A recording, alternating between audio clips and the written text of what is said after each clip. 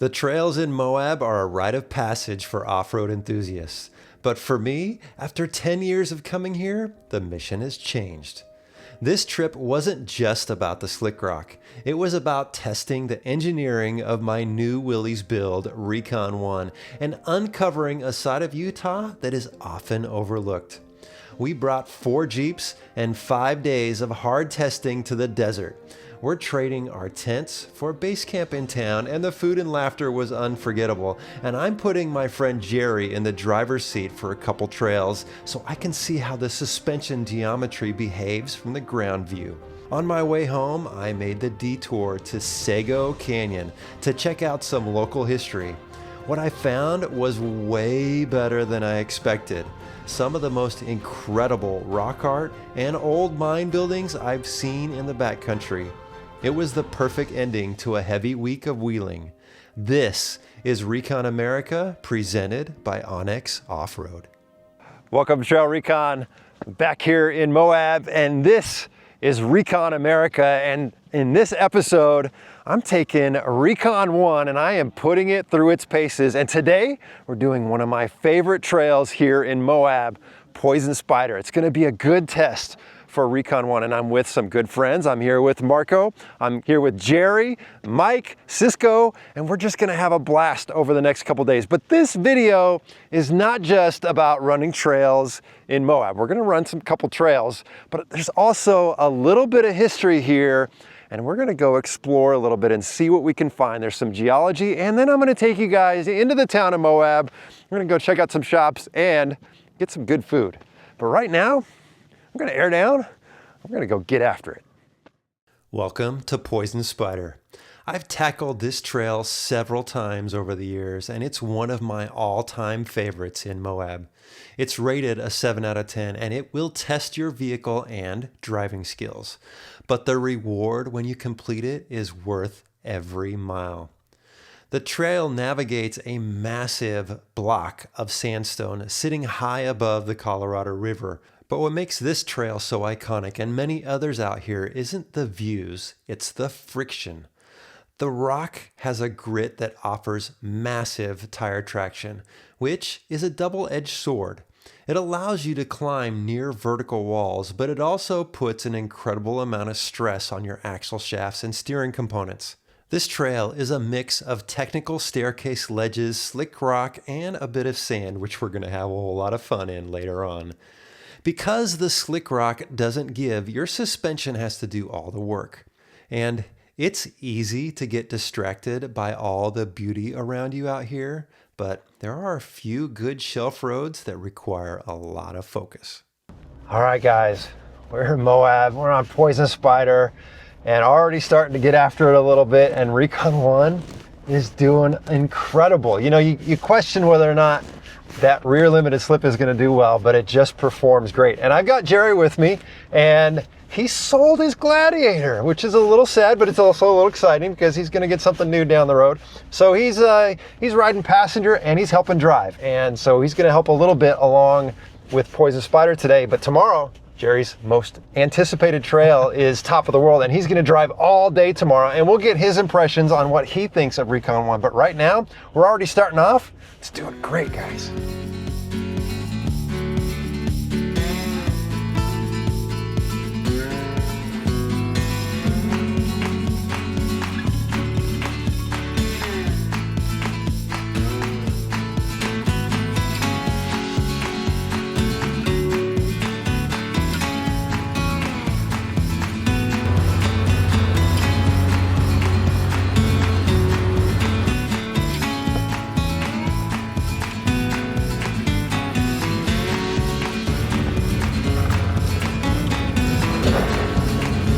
There you go, perfect.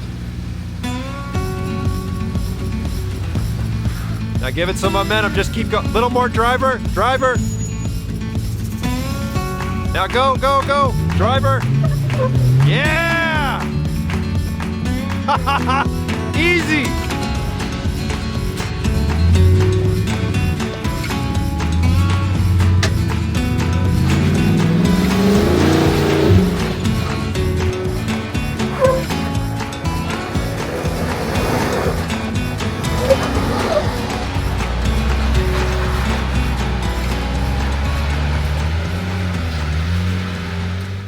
Well, we're only a couple miles in already and already having a blast, and Recon One is making it look a little easy, which I'm very thankful for. Even Jerry was very surprised. Now we're running Poison Spider, but we've got a list of trails that we're running all week long, and everything was planned using onX Off-Road. And the great thing about onX Off-Road is all these trails have been curated. So you can go on the website or on the app and you can look and see what the difficulty rating is of the trail, some of the obstacles, you can see how long it'll take, how many miles it is, and it'll give you a really good breakdown about if you think this is a trail that you want to come and do. Now, when we were in the bottom airing up, there was some folks in a Ford F-150 bone stock, and they were getting ready to come up, and I'm like, you guys may not want to do this trail. They didn't have the onX app, and had they had that, they would have known that this is probably not a trail for a stock F-150, which would have been entertaining to see, I think, but we probably would have been doing some recovery. So guys, if you are not using onX Off-Road, link down below where you can get 20% off using my link. And I think you guys will find this app very valuable for you coming out here and doing your adventures. All right, we're gonna take this in a little bit because it is gorgeous out here, and we're gonna keep on going. Now we're getting into the thick of it. This is the waterfall, a sequence of ledges with no bypass. You have to commit to an uncomfortable off-camber lean, followed by a vertical climb where you lose your reference points and see nothing but sky over the hood, something that's very common out here in Moab. In sections like this, slow and steady is the only way to truly gauge how your suspension is loading and unloading. You'll often hear people talk about the Moab bump, using momentum to pop over a ledge, but in my book, that should never be your primary method of wheeling out here. It's a last resort for when traction fails. If you're relying on the bump, you're just waiting for something in the drivetrain to snap. I've seen it happen firsthand. The used 4-to-1 Rubicon transfer case that I recently installed is now showing its value as I'm able to crawl out here very slowly. Let's see what Jerry thinks so far. So Jerry, first time in Moab, first time in Poison Spider, and first time driving Recon One. A lot of first times going on. Yes. What are your impressions of Moab? Oh, it's beautiful. Everywhere you look, there's something to see. It's beautiful. And what do you think of this trail? It's honestly very technical. Like you have to pay attention to what you're doing 100%. and put tire placement properly, or otherwise it could be pretty bad. But it's really good. I love it. And I know tomorrow, you've been helping out driving today, but tomorrow you're driving full-time Recon One. But just first impressions with Recon One, what do you think? Ah, dude, it's blown my mind. Yeah. I cannot believe. Like what specifically? Well, it's just, I did not expect it to perform this well, especially on a lot of the hard obstacles. Yeah. It's like easy, like smooth. Yeah. Torque delivery, the locker, the limited slip differential is working phenomenal. This is the first time I drive a Jeep with limited slip differential off-roading, so it's really, really good. Honestly, surprised me a lot. And it proves that you do not need to break your bank in order to do hard obstacles and have a lot of fun, man. Right. So this honestly has impressed me a lot. We're having a lot of fun. Oh yeah, absolutely, 100%.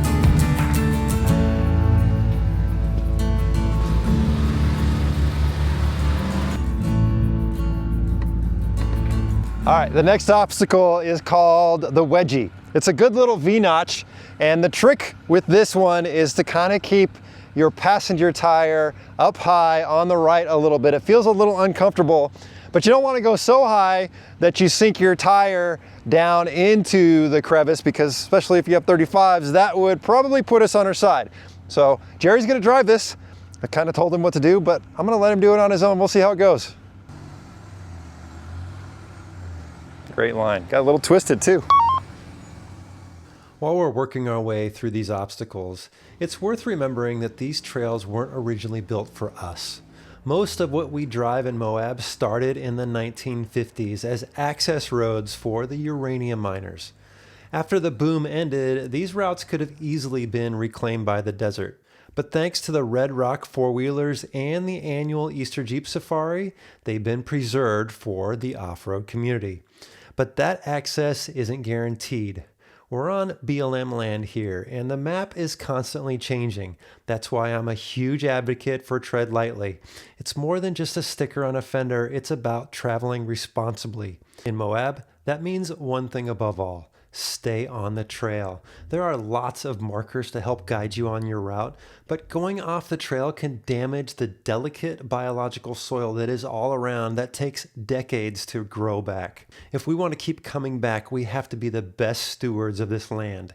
Pack it in, pack it out, and keep the tires on the high traction surface, not the vegetation. It's the only way to ensure the next generation gets to experience the same sky-only views we're seeing today. All right, not much further now, and we'll reach one of my favorite parts of this trail. All right, guys, this obstacle is a good little waterfall. Easy side to the driver, a little harder in the middle, pretty hard on the outside. Jerry's gonna take a little bit of a hard line. We're gonna see how Recon One does. We'll see if that 35 gets stuck in the rock or not, or if he's able to climb up this. There you go, dude. Oh, look at that! Yeah, nicely done.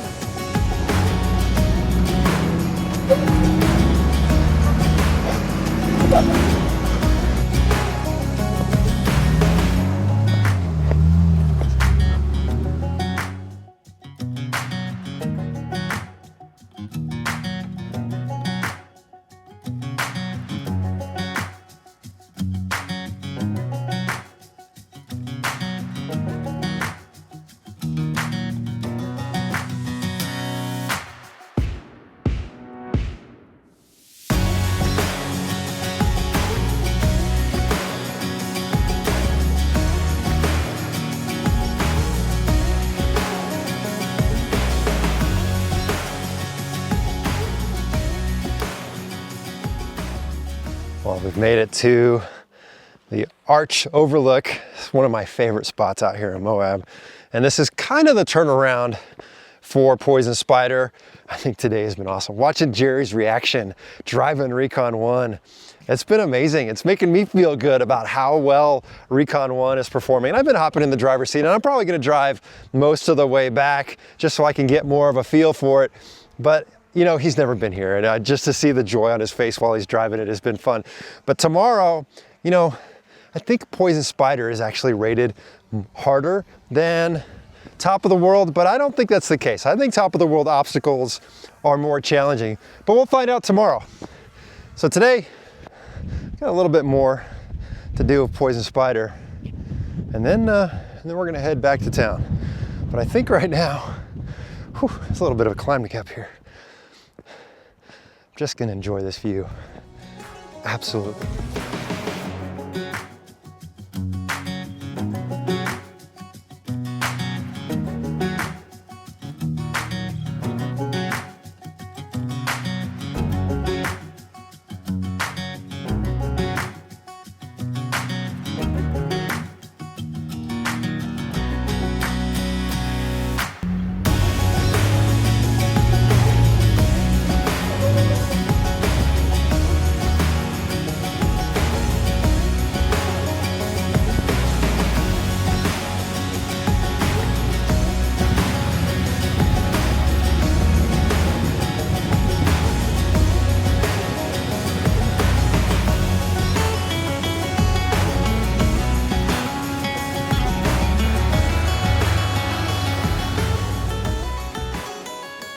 Up ahead is a small sand dune where you can have a little bit of fun. Well, that is if you have a 392.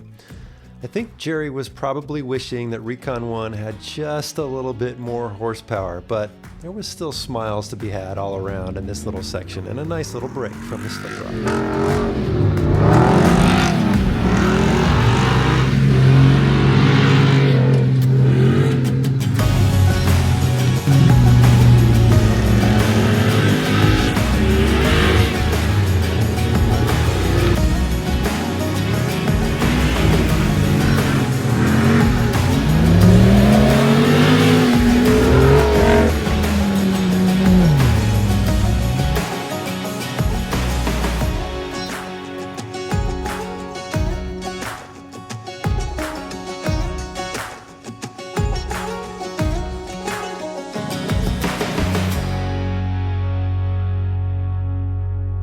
All right, we have made it back into town, into Moab, and when you come out here to Moab and you're doing the trails and you're spending a few days here, you got a couple options.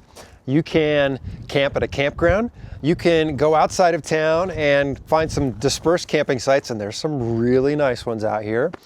You could stay in a hotel, or you can do what I usually do, and that's get an Airbnb. And with our group, we are all staying at one Airbnb, and this is the nicest Airbnb I've ever stayed at, like ever.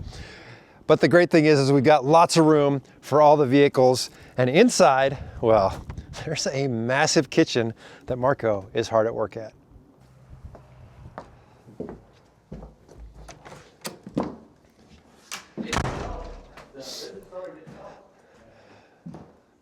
Look at the size of this kitchen, guys. It's massive. And of course, there's obviously a bunch of bachelors here because we just have junk food. But over on this side, there's not junk food. Marco, how you doing, buddy? I'm super excited. Today was a great day. Yeah. And I'm starving. Yeah. And this morning before we left, woke up early and prepared some barbacoa. Barbacoa. What's in the pot? Tell us. It's picanha.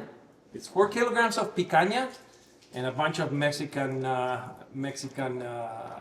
spices. Yeah. And it's been cooking for 8 hours. And now I'm gonna prepare a salsa de tomatillo con jalapenos and serranos and corn tortillas. Awesome. We're gonna be eating like kings. I can't wait, dude. And yes, Marco's domestic cooking is just as good as his camp cooking. We had several great meals at the house this week. Jerry even stepped up and showed off his grilling skills one night, transforming that steak into some carne asada tacos. The house was also a chance for the crew to decompress after hours on the trail without the wind howling through a tent.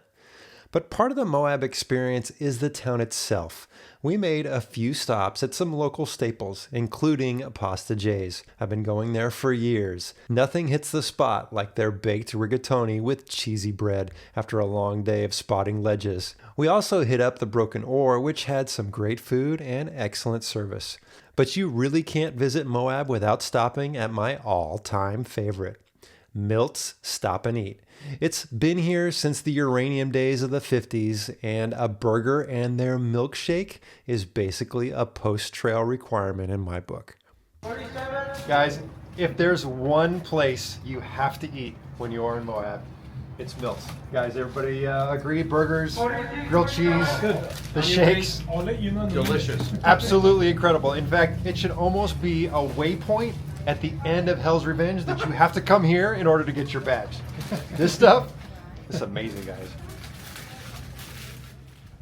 Good morning. It was a great night, and hanging out with these guys, we're having a great meal, just a lot of laughs. We've been having a blast on this trip already.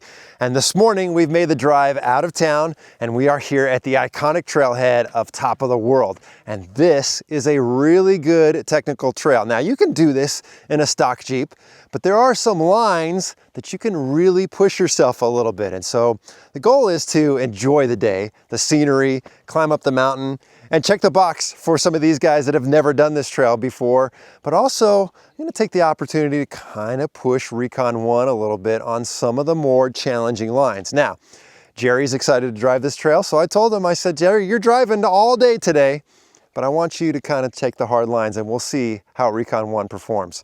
And guys, I can't wait to get to the top because the views up there, yeah, they're incredible. Before you begin Top of the World, you pass what's left of the Dewey Bridge. Built back in 1916, this was once the second longest suspension bridge west of the Mississippi and a vital link for the people of Grand County for nearly a century. Sadly, in 2008, a human-caused brush fire reached the bridge and the historic wooden deck went up in minutes. Now only the steel towers and cables remain as ghosts of the old cattle driving days. It's a stark reminder that the history we enjoy out here is fragile. Whether it's an old bridge or the trails themselves, it only takes one mistake to lose them forever. Seeing those ruins definitely puts you in a different headspace as you air down and get ready for the climb. And Top of the World is one of those trails that every off-roader needs to do at least once. It's a 6 out of 10, but don't let that rating fool you. It's not really a technical finesse trail like Poison Spider. This is a relentless climb with loose rocks and ledges that will vibrate every bolt on your rig. The trail takes you from the valley floor all the way up to the cliffs, sitting just over 2,000 feet above the valley. While there are bypasses for some of the obstacles, there are a few that you do have to tackle. But we're not here for the bypasses today.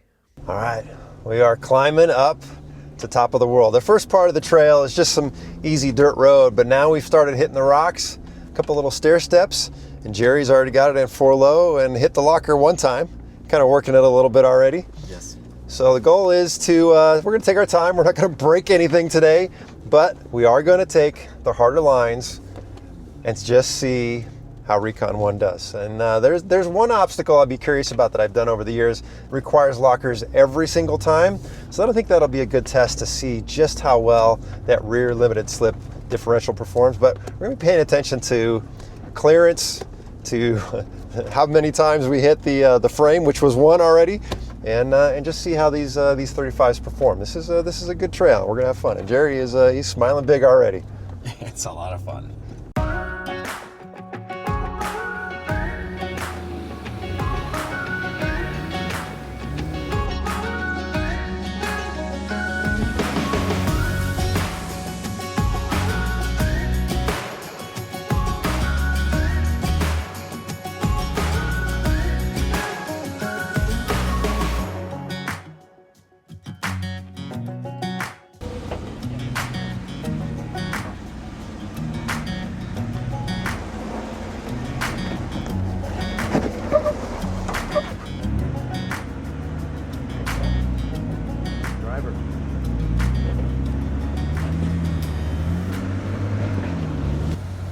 All right, we have reached what's arguably one of the hardest obstacles on Top of the World, and this is a pretty good climb. You have to do this coming in reverse when you come back down, but you can see here, got a really good step up, and there's a little bit of a dig in there, and so those 35s are gonna have to work to get over the top of that, and then you've got a little bit of a shelf to climb, and then you come up, and then there's another good step right here. I have never done this obstacle without lockers, and I think this will be a great test to see how that limited slip differential does. All right, here he goes. He's gonna come right up to it. The goal is to kind of keep your tire out of the crack. You can see right there, hopefully that comes up. Nice, nicely done.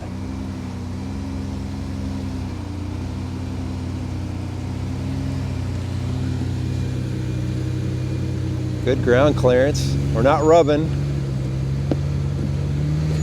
There you go, nice, look at that.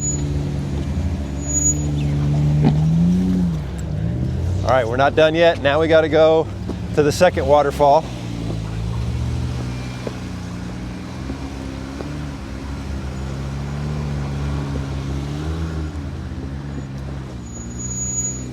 See how Recon One does here. This is a good little climb.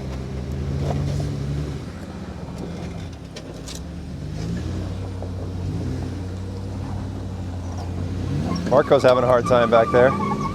Marco's a little stuck.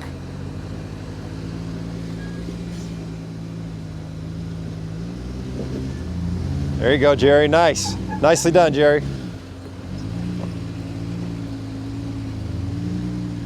Now you got to bring that rear up and we'll see how it climbs out of there. Man, Recon One is doing great. Oh, so smooth. All right, Marco's back here, repositioned.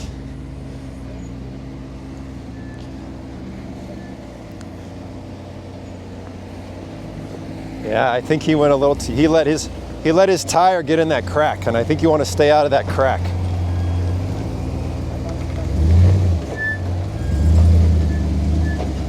There you go.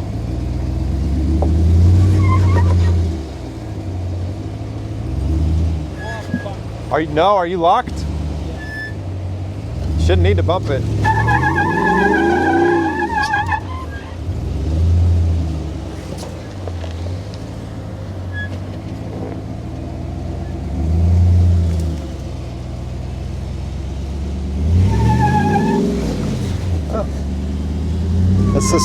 That's the same line Jerry took.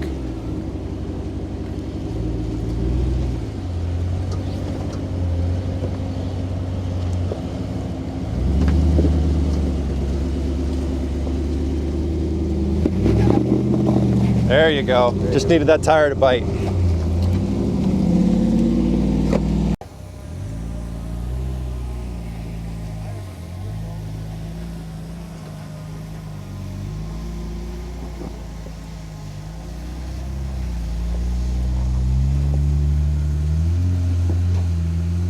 Made that thing look like it was a walk in the park. Like it's not even there. 40s and long wheelbase? Oh yeah. That's the money right there. A lot of people complain about it, dude. A lot of people complain about it being too long. It's so good. For Moab, it's great. So far, climbing up the mountain, one thing we were noticing, there's this really long section where it's pretty rough, but it's all these small little rocks over and over and over for a long period of time. And, you know, Jerry's had a Gladiator on 40s. You know, I've had 37s and 39s, and we're just noticing the 35s. You really feel it a lot more on the small bumps. You agree with that, Jerry? Oh, 100%. Yeah. Yep. These aren't small. These are medium sized, but I think, you know, yes, you can do this kind of stuff on 33s and 35s, but when you go to like 37s or 40s, get a little more comfort. Oh yes, 100%. You don't find yourself constantly thinking about tire placement anymore when you have such a bigger tire. Yeah. Because me having a Gladiator on 40s for 4 years, it gives you confidence. Like, and yesterday when we were reeling and you said, oh, there's a hole right there. Remember that? Yeah. And I didn't even think about it until I saw it and I saw the size of the tire. I remembered that I had 35s, and then I thought, if I land on that thing, it's going to swallow half the tire, so I might as well go around it. Right. And I didn't used to think that way with the Gladiator at all. Yeah, well, the guys behind us are just kind of rolling over 30, everything. You're doing a little more S-ing and turning and just kind of navigating a little bit better, but it's, you said yourself, it's a little more fun. It's a lot more engaging. It's like you're fully immersed into the experience of off-roading, so you have to constantly be focusing on tire placement and all those other things. So it is very good. So here's the challenge. As much as we like this, we still want to upgrade to bigger stuff. Absolutely. It's a big hole. Let's see how it does.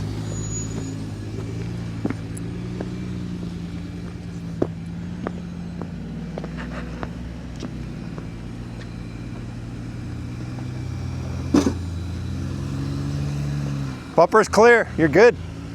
Let's see if we can get that rear end up, Jerry. This will be the hard one. It's gonna scrape, I think. Ah. That'll do it.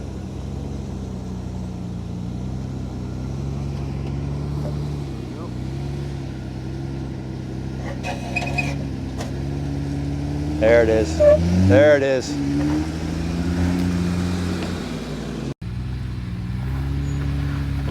Ooh, I don't know about that one, Jerry. No? No. I mean, you can try.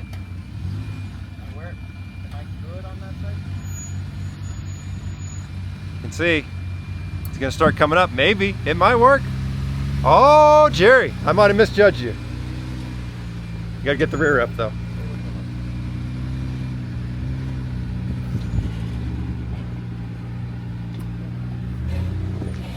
Nope, nope, nope, nope, nope, nope, nope, nope, nope, nope.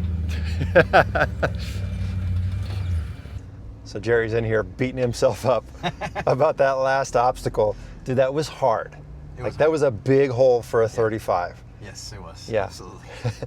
But he wanted to redo it again and again and again, and we're like, yeah, we gotta move on. But Cisco, man, that's unfair. it was just like a tractor rolled right up. And there's the case for 40s, right? You want to do the hard stuff like that, you need 40s. You want to come out here and just have a great day? These 35s will do good, although we're slipping and burning right now. But what are you doing, Jerry? It's, you know. Yeah. We're not done. There's lots on this trail to play on. There we go. Yeah, there we go. But I think at the end of the day, I mean, we're almost to the top. This climbed up pretty good, Jerry. It is climbing extremely well Yeah. for 35s. Yeah. I am legitimately shocked. Right. And no rear locker. No rear locker. That's the Yeah. big part. That limit slip, you can feel it kicking in. Yes. Yeah, it's so good.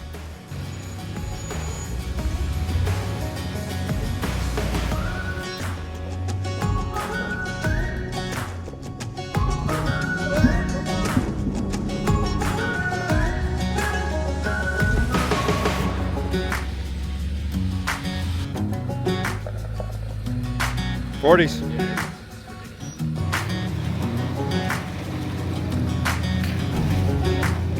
You're gonna start coming down on the passenger and the driver, slow. Slow coming down on the rear.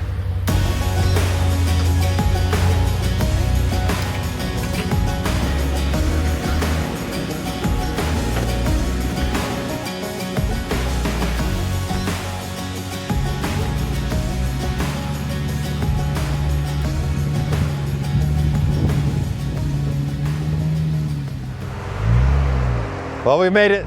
We're up here at the edge, the iconic top of the world. And of course, all the crazy people are gonna drive their Jeeps out to the edge and get their pictures. I'm not that crazy person because it's 2,000 feet down to the bottom. I got my picture years ago and that was a check in the box for me, but I am just thankful that Recon One made it up here. Jerry was amazing driving it up. But I will tell you that while the climb up is very challenging, the climb down is equally as hard. We're gonna stay up here, soak this gorgeous view in, have some of those manifold burritos. Yeah, we'll head down when it's time. The view up here at top of the world is breathtaking, but you definitely have to watch your footing on the ledge. After a quick manifold cooked lunch, it was time to move. Heading down is a different animal than the climb. When you're going up, you're in control of the traction, but on the descent, gravity is often calling the shots. You have to stay focused on your line and your braking. Thankfully, we all made it back to the pavement without incident. Over the next few days, the group grew to 5 when Chris joined us, and we checked off a few more iconic miles. We hit Hell's Revenge, where Cisco was the brave soul of the group and conquered Hell's Gate with a clean line. We also explored 7 Mile Rim, a personal favorite for Regina and me. But when we did this trail a few years ago, there was one spot we didn't make it to, but today we made it all the way down to Uranium Arch. Now I've got to bring Regina back here. She would absolutely love this. We eventually made our way to Chicken Corners for some easy scenic miles, and I honestly couldn't believe my luck. Marco called out over the radio that there were some bighorn sheep. If you followed the channel for any length of time, you know these have been the most elusive creatures in the wild for me. And of course, in all of my excitement, I failed to get some really good shots of them, but I have the memory in my head now forever. Before I start the long trek back to California, I want to share a side of Moab you may have not seen before. And stay with me because once we leave the pavement, I'm going to take you on the dirt one more time as we go down to Sego Canyon and explore something that I found very extraordinary. Well, we've been having an amazing time out on the trails here in Moab, but it is very important that if you're coming here to run the trails, that you spend a little bit of time soaking up the culture here in town. And you're coming with your spouse, well, it's kind of a must-do, but there's some great places to come check out. There's lots of amazing restaurants, some great places to get some coffee, lots of stores and souvenir shops and old historical places. Moab's just a fun little town, and when you're walking up and down Main Street, slow down, take your time, soak it all in. There's a lot to see and do here before you go back out and hit the trail again. Moab isn't just a destination, it's a living museum. Long before the first Jeeps arrived, this was home to an ancient people who left their mark on these canyon walls. In the 1950s, this sleepy town exploded during the uranium boom, which gave us this network of mining roads we're using as trails today. It's a place that demands respect, both for the hardware you bring here and the history that stays behind. It's easy to get caught up in the 4x4 culture, but sometimes the best discoveries happen when you slow down and look for what everyone else is driving past. Which brings us to the quiet turnoff just to the north, Sego Canyon. Yesterday was our last day of kind of off-roading together, and everybody's kind of started heading home. But before I headed home, there was one place that I've heard about that I want to go check out. And so I'm about 30 miles north out of town, and I'm going to head up into these mountains. And just before I'm getting ready to head the dirt, there's this old one-room schoolroom from 1907, and it's got a sign right there that says there's some petroglyphs just up the road. Well, I've read about those petroglyphs, and I've read about some old ghost towns and mining camps up here. I don't know what we'll find, but before I continue home, I want to go check this out and take you guys along. So let's go see what we find, guys.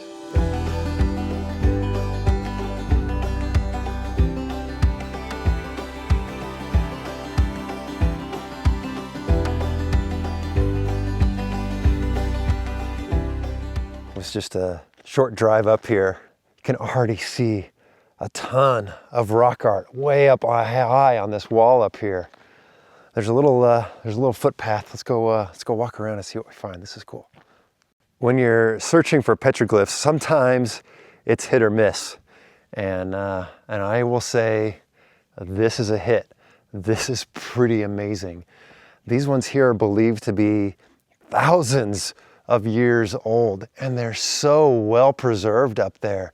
Walking up to these rock art panels, you're looking at an 8,000-year timeline carved in the stone. What's incredible is that you can see 3 distinct culture layers right in this area. The oldest is the Barrier Canyon figures. Those are the tall, ghost-like shapes with the hollow eyes. Next came the Fremont people, who added more geometric figures and jewelry patterns. And finally, you have the youth art, where you can actually see the arrival of the horses and the shift in the way of life. This really puts adventure into perspective. We're just the latest chapter in a very long story out here. Now, there's more to see just up the trail. Well, this morning is turning out to be pretty cool. This is huge. I mean, this is a 2-story building. It's got windows, doors. There must have been a basement here, I think. And then on the other side of the trail, there's another huge foundation, and all the timber from the walls and the roof have just collapsed. And then on the other side of this one, there's a smaller one. Coming up here, I actually passed one. I'm like, oh, I need to go back and check that one out. There's a lot to see out here, guys. I'm really, really stoked about this. You know, I did a little research, but again, you don't know what you're gonna find until you come out here. And this was totally worth it. Look at all those windows up there, and there's still some wood framing left inside the windows. Also, you know, the bridge foundations that I keep seeing, there was actually some wood over one of them. So the bridge system coming down from the mine must have just been huge. This must have been a very large operation. Wow. Unlike most of the uranium mines near Moab, this was a coal operation that fueled the engines of the Western Railroad. At its peak, this canyon was a bustling company town with boarding houses, a general store, and even its own railroad. But between the constant water shortages and railroads eventually shifting to diesel engines, the mine couldn't keep up. It was abandoned in 1955, leaving these structures behind to be reclaimed by the mountains. All right, I'm just about a quarter mile up the road from that main building, and you can see just a ton of disturbed earth up here. There's little bits of timber all around, so this must have been the heart of the mining area. I don't know what to expect up here, but there's a little trail and steep climb, so let's go see what we find, if anything. I've been walking around here for a few minutes trying to figure out like where the mine shaft was, if there was one or if there was many, but I don't see any evidence of it. But you can tell they've just stripped the side of the mine, so maybe that's what they were doing. They were strip mining, but there's so much dirt on the other side of this big hill. Whatever it was, they were pulling from this side. A lot of activity out here. All right, I think there's something else that I have marked up the trail that I put on Onyx. I gotta double check. We'll go see what we find. What a great morning. Okay, again, I am only a quarter mile up the trail and I had to stop because there's all this cool stuff right around here. It looks like right here, there's this wall that was built on the wash, maybe to redirect the water so it wasn't going down into the mining area down there. And there's a ton of foundations, old timber. Just go see what we find. I lost count of how many building structures I found, and my guess is there is or was a lot more than I found here today. Some of these are very extensive, and others look like they're just small storage areas, but there's no question that there was a lot going on in this small area. I don't know if you can see it, but it's snowing right now. Yeah, that's crazy. It was snowing this morning when I left Moab, but I thought I was going to be free and clear, but I think we might be getting a snowstorm coming in. I'm fascinated by this place. You know, generations of native people lived and hunted and worked out here. And then, you know, generations of modern day people worked out here and lived out here. There's a lot of history in just this one small area. You know, the great thing about coming to Moab is there's some awesome trails out there. And I've had a blast with my buddies this last few days, and it's been incredible. But there's more to see than just the trails. Go into Moab, check out what's there, read up on the history, and then come to places like this and see it and smell it for yourself. This was 100% worth a little bit of delay going home. But now, it's time to pack up and head back to San Diego and see Regina and plan the next Recon America adventure. Guys, I hope you've enjoyed this journey. This has been amazing. Please check us out over at TrailRecon.com. And until next time, safe travels.